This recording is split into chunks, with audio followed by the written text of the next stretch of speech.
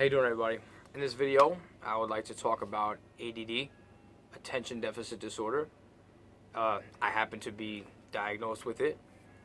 Maybe some of you can tell from, maybe some of you who know me can maybe infer from my behavior that I have. It's actually ADHD. It's actually not, when I was first diagnosed, it was actually called ADD, attention deficit disorder, but now the H is always there. It's always hyperactivity disorder. It always is. And it's always usually comorbid with something else. My personal experience, I have ADD comorbid with depression and anxiety. Now, within those two, I have there's a lot of other, there's a whole subset of issues I have, you know what I mean? But as far as the ADD goes, if I had to talk about how it impacted my life, I'd say it definitely, I still to this day think about things that happened because of my ADHD, and I remember there were times I would get, whenever I would always do well toward the end of a school year, okay? Like, I was always able to pay attention to the bookwork. I always had problems doing procedural things, like maybe if maybe tying a knot or unlocking something or something procedural, you know what I mean? It was always something that was very tough for me. I always had to it took a lot for me to learn things like that, okay? And what happened was, I remember whenever the school year would switch, whenever we would go and there would be a new classroom, a new lineup of students, a new teacher, I would lose focus for that first quarter and I would just start not doing well. To give you an idea of the kind of student I was when I was in elementary school, I would get, if ever I got a group of C's, my parents would look at that as unacceptable because they'd say, hey, you're used to getting A's and B's, so you're clearly not performing at the level that you should be performing at. And I agree, but I had a problem that precluded concentration. When I was really young, actually, I used to stare at the blackboard, and I remember my teacher would be on the blackboard writing and talking, and I would just start staring, I would lose focus, or maybe there were times I would zone out and focus on the teacher, you know what I mean? But it looked like I was maybe not focusing, and as a result, I would get called on more. I'd be put on the spot a lot more, and then I'd get nervous, and every times I'd actually know what I was talking about, but I'd get the question wrong. I remember my parents trying to, help me. I know it's hard to say, help me with my homework, and I remember just getting yelled and screamed at. I have an aunt who said that, she saw, because my father would make fun of, literally, I would get bullied by my father the same way I would get bullied by a bigger kid in class, okay?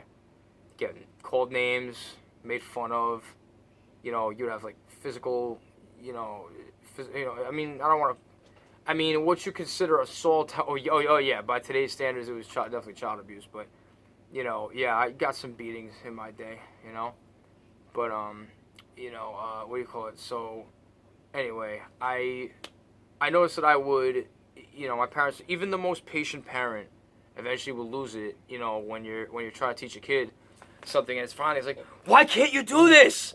Why can't you do this? It's been, I taught you 3 or 4 times. Come on, we did this last week too. Why can't you do this?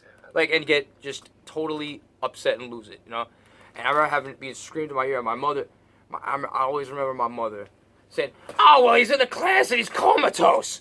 Oh, he looks comatose in the class. And I know that my teacher would talk to my mother, and they would talk amongst themselves, and that's what they would say. My teachers would say, I guess one of my teachers said that he looks comatose in the class. He looks like he's in a coma. In reality, maybe I'll just be paying attention to her. And there were times that I would, I'd actually be paying attention, that I'd get called on, that I'd get the answer right. So the teacher would expect me to get the answer wrong and expect to have a big joke, expect to have it, go over with the class, you know what I mean? But in reality, she got shut down, and then now she got me in the crosshairs now. So now, it's, like I said, it's always, I just find it strange that it's, there were these kids, I don't mean to make it a racial issue, but there were kids of a certain background who would come to school with me, who went to school with me, who those teachers would not dare mess with those kids, no matter what they did. They would dance it on the desks, for crying out loud. And nobody did anything, because they knew those parents would come in and punch that teacher right in the mouth. They knew damn well, hey, here's somebody we can pick on. Here's somebody we can give a hard time to. And I'll admit, like I said, I had trouble concentrating. Maybe some of them thought they were helping me. They thought they were giving me tough love. I don't know, you know. But there were times that I'd be trying to like do bookwork, you know, with my parents, and I'd be writing, and I remember being just so nervous because I thought that if I make a mistake, you know, I'm already making my parent. Okay. Any child just from normal 8-9-year-old behavior alone, 8-9-year-olds could be hyper, okay, without ADHD, all right, and they could drive their parents crazy, okay. They could make their parents just absolutely upset. They're going off the wall, and basically, you know, when you have it now they're trying to teach you how to do homework, and you're having a hard time, and they're getting frustrated because they've gone through it like time, you know, how many times now, and now they're frustrated. So I remember like my dad just laughing at me, saying, "Oh, you're an asshole. You're this. You're that." I mean, and it just I'm talking, but say it in a way like you're an asshole. You're an asshole in a teasing way, the way that a child would. To do my best impression, look at him. Look at the asshole. Look at the asshole. Like he'd put like rhythm to it, like try to like like you're just a big bully, you know. We're talking about a guy who was just you're talking about that guy who would do the big kids' homework in school to get like you act like a tough guy and act like try to get the big kids to defend him. We're talking about that kind of guy right here. When you talk about my dad, we're talking about the just friend spot. We're talking about Mr. Friend Zone. We're talking about the biggest loser you could possibly imagine. Like Jesus, I mean unreal. But there were times. Yeah, I remember my aunt said that there were days she saw me. She said, "Barry, I saw you trembling, because you knew if you got that answer wrong, you knew they were gonna either make fun of you, they were gonna yell in your ear, I remember being my mother just banging the walls, just saying, "Oh, well, he's a vegetable." Like I must admit, they used to call me a vegetable. All right, and and I didn't know what a vegetable, what the fuck that meant. I'm like, well, I guess a vegetable is better than being called a fucking asshole. I guess I imagine because it's not an example of invective. I guess that it's somewhat, I guess that's somewhat of an amelioration, I guess. But in reality, yeah, it wasn't at all. I think being called a fucking asshole is probably actually a stark improvement from that. But yeah, but that's that was part of my experience with ADD. I remember I'd always just like I said, other people I know who have it, it's more procedural. I remember going in to take the EMT class, right? Yeah, I became a certified EMT at one point. Like you find different ways to learn and how to read to get through school. I had a more one-on-one environment that began to help me a little bit. I mean, I had some, if you ask me, the extra time to complete tests, that was not, if you ask me, it helped me, but it also weakened me a little bit, because the whole point of having ADD is that you have to work harder, okay? Now, some kids have it more severe than others.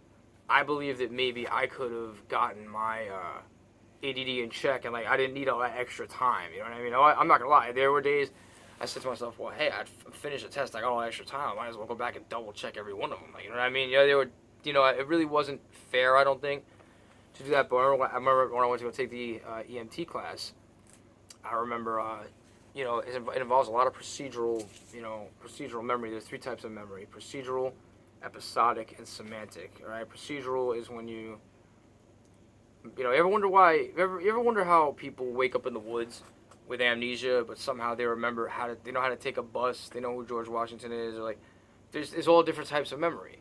They just don't know who they are. Episodic is your memories of who you are. Semantic is what you learn in school. Procedural is just, working machinery or something like that. There were days I'd be in the EMT class that I would have to tie a knot that I would not be able to do it.